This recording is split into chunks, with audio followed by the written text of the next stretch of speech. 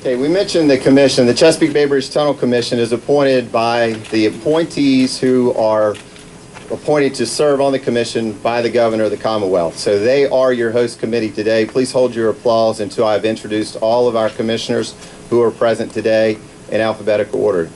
Commissioner Deborah Christie, stand please. Commissioner Thomas Dix Jr., Commissioner Jennifer Lee, Commissioner Paul Hedges, Commissioner John Malbin, Commissioner Tommy Meehan, Commissioner John Psalm III. Frederick Stand has been introduced as the sitting chair of the Chesapeake Bay Bridge Tunnel Commission. Commissioner Christopher Stewart, and as well Commissioner Jack White. Thank you for your service, each of you. Join me in applauding. We also are very fortunate to have, if the alumni commissioners, as I call your name, would please stand in alphabetical order. Commissioner Stuart Buckle III, who served as chair of the CBBT Commission. Commissioner Odell Collins. Commissioner Greg Duncan. Commissioner Donald Goldberg. Commissioner Lucius Kellum, who also served as chairman. Commissioner Aubrey Lane, who also served as chairman.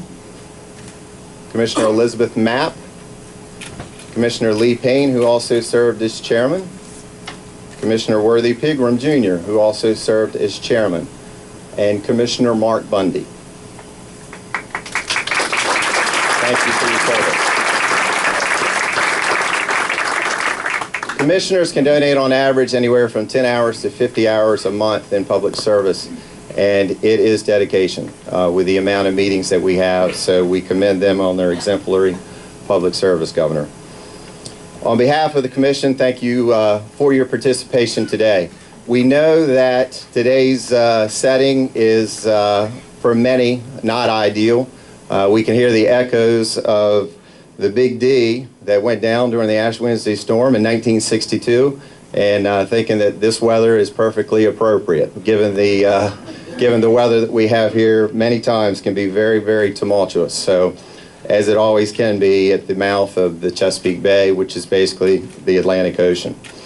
It's an honor to have David Mitchell with us. David has sung the national anthem. We are fortunate that he actually had the service that he had with the ferry system as well as with the Chesapeake Bay Bridge Tunnel District.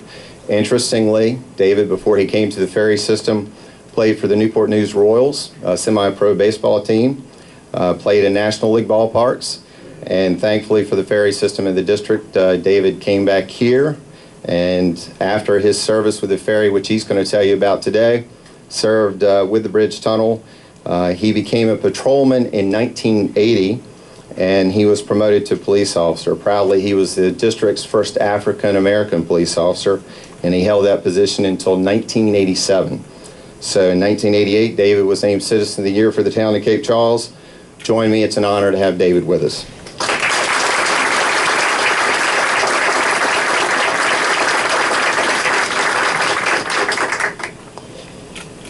Good afternoon.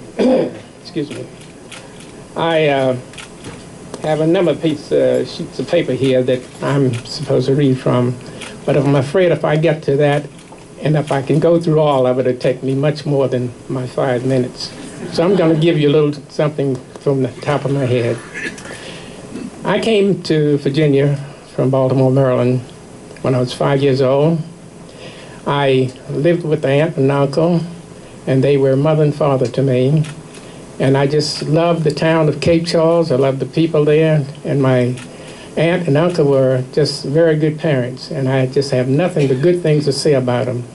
My first job I ever had was with the dairy farm, Paul Gladstone's dairy.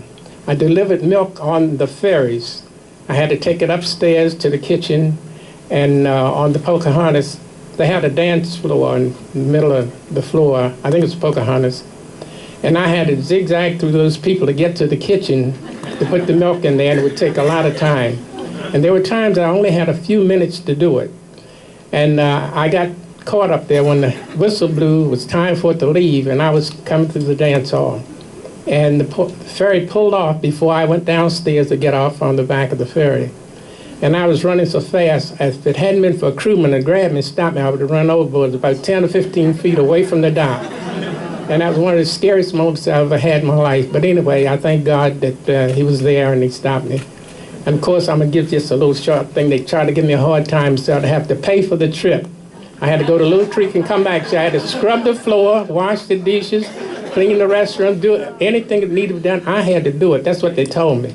And I was a little bit shook up about it, but I wound up sitting in a chair, taking the ride over and back, and everything was fine. I worked for the Gladstone until 1948. He went out of business. I got a chance to play semi-pro baseball, the Norfolk Newport News Royals. My twin brother was playing in 48, and in 49, he asked me, told me, you don't have a job, why don't you come over here and play ball? I was a pitcher. And I went over and I made the team, and we played from Jacksonville, Florida to Hartford, Connecticut in the National League parks. I had played in some of the National League parks. And I just thank God that he gave me the health, strength, and ability to do it. After that was over, I only played one summer. In 50, when the ferries moved, were running, I got a job working there, just cleaning the building and issuing linen to the ferries. After a while, I was working on the counters at the ferries, and wind up, I was doing short order cook. They didn't ask me if I could cook, they just said cook. So I did it. And I got through with it, and I just really thank God that he blessed me to do that also. When the ferries moved down to the Kipton Peak, I went down there as a janitor, and back and forth from maintenance to the administration building. I worked and walked back and forth doing my job every day. And the chief of police sent for me and said he wanted to see me in his office. I went there, and he asked me, David, what kind of trouble you been in lately? I said, none that I know of. He said, are you sure? I said, yes. And he pointed his finger in my face. You had better sit down.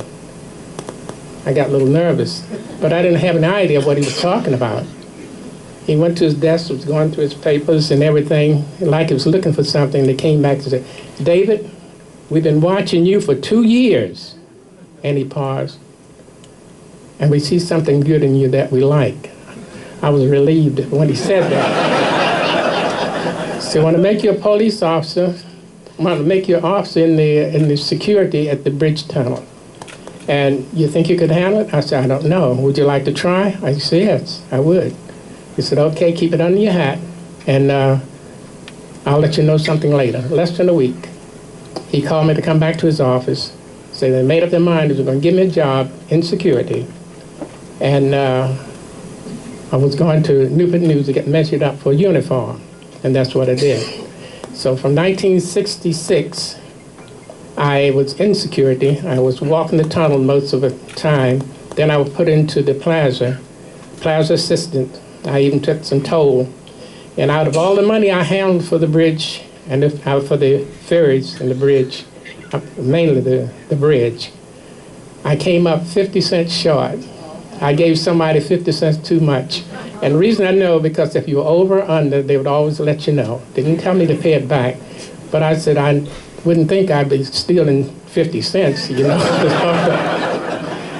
And anyway, that was a little something that happened, and I'm just grateful that things worked as well as it did. And in 1940, I was, wait a minute, I'm a little mixed up here, 1940, that's when I was working at the Gladstones, and when that went out of business in 49, that's when I went away and played baseball.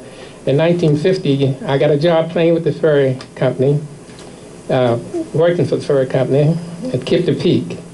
And I worked on the counters, and then I worked at a little short grill there behind the counter, cooking breakfast for the people. And one morning, the busload came in, had quite a few people on there. And we had a little grill just about the size of this. And everybody wanted breakfast. And so the lady said, well, it was just two of us, one lady and myself were there. Says, if you cook the breakfast, I'll take the orders and serve them. I said, well, there's no way I can do that with this little grill. They asked for bacon and eggs over light. I said, I'll be tearing them up with that grease and the bacon sticking and all that. I said, I can't do it. So I said, well, if you can't do your job, you're going to have, no, she told me, well, you know, I have to report you to Mr. Forrest. He was in charge. So I said, well, okay. It was time for me to go home anyway at 7 o'clock in the morning. Mr. Forrest came, and she told him, so he got after me about it. He said, well, David, if you can't do the work, then you have to go home. I said, well, I'll go home. It was time to go anyway. I hadn't been home a half an hour before he called me, because I told him I heard a man was working Little Creek doing the same job that I was doing. But he was getting paid for that, and that was his job, cooking. So he said, you can come on back. You don't have to do any more cooking. So I worked on the counter, but they did put me in the kitchen to do short order cook, which was the breakfast.